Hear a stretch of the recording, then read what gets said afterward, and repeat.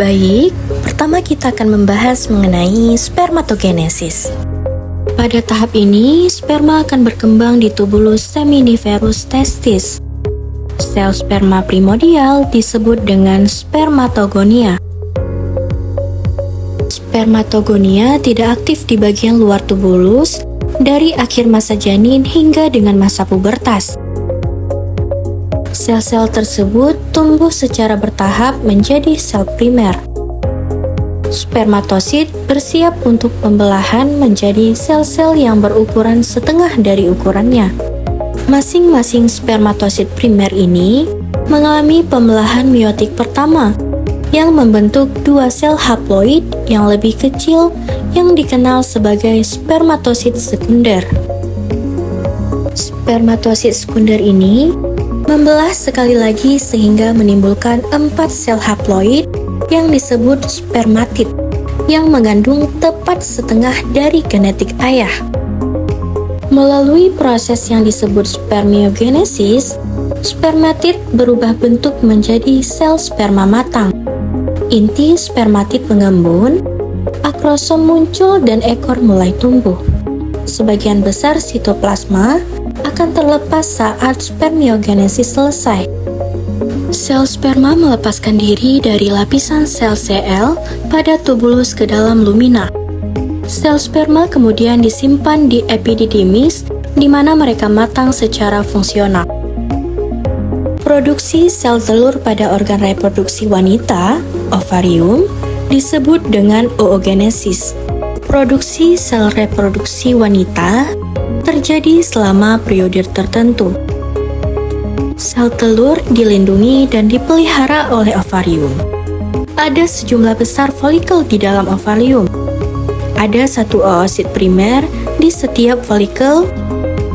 Setiap bulan, satu sel telur akan matang dan dilepaskan ke tuba Fallopi untuk memungkinkan pembuahan terjadi. Sel telur terbentuk untuk sel induk 2N yang ditemukan di ovarium sistem reproduksi. Sel-sel ini disebut dengan oogenium biru. Mereka akan berkembang biak melalui mitosis sebelum betina mencapai pubertas. Oogonium tumbuh dan berkembang untuk mempersiapkan meiosis. Sel-sel ini disebut dengan oosit primer. Berbeda dengan reproduksi sperma, selama produksi sel telur, meiosis 1 akan menghasilkan satu gamet matang dengan sel induk kromosom 2N. Setelah meiosis 1, salah satunya yang kecil disebut sel kutub pertama, sedangkan yang besar disebut dengan oosit sekunder. Karena sel-sel tersebut menyelesaikan meiosis 2, 3 sel kutub kecil dan 1 ootit dengan sitoplasma besar. Sel kutub yang dihasilkan selama pembelahan akan menghilang dengan melarutkan, namun kemudian ootit berdiferensiasi untuk membentuk sel telur yang matang. Tujuan dari meiosis selama pembentukan sel telur adalah untuk membagi dua jumlah kromosom. Hormon yang mempengaruhi proses oogenesis adalah follicle stimulating hormone atau FSH dan luteinizing hormone atau LH. Hormon FSH berfungsi merangsang pertumbuhan sel-sel folikel sekitar sel ovum.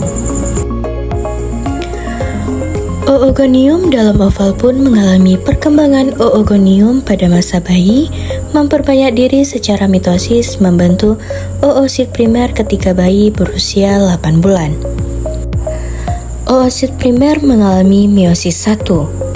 Oosit primer berhenti membelah hingga masa pubertas. Pada masa pubertas, oosit primer akan melanjutkan meiosis 1.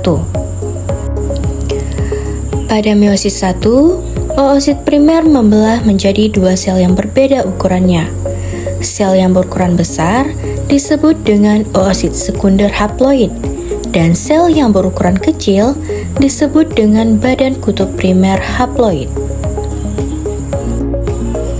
Pada meiosis 1, oosit primer membelah menjadi dua sel yang berbeda ukurannya.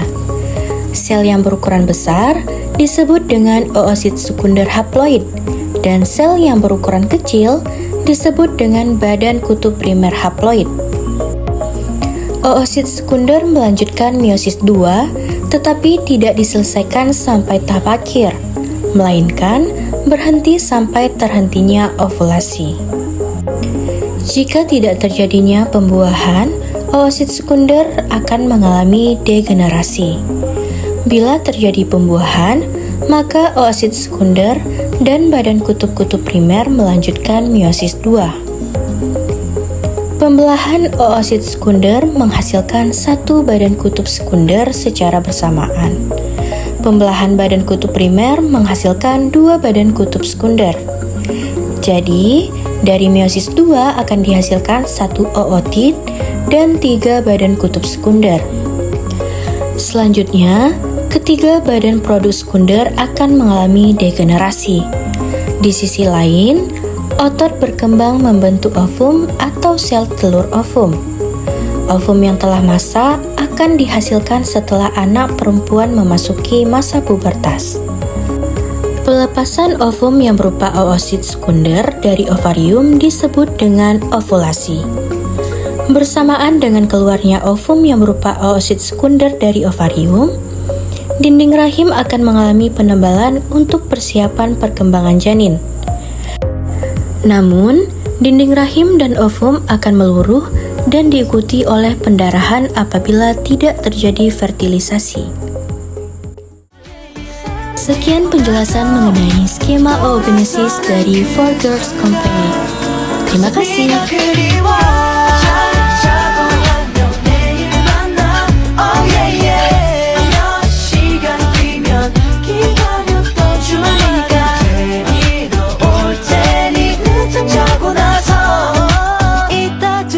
거기서 우리 다시 만나자.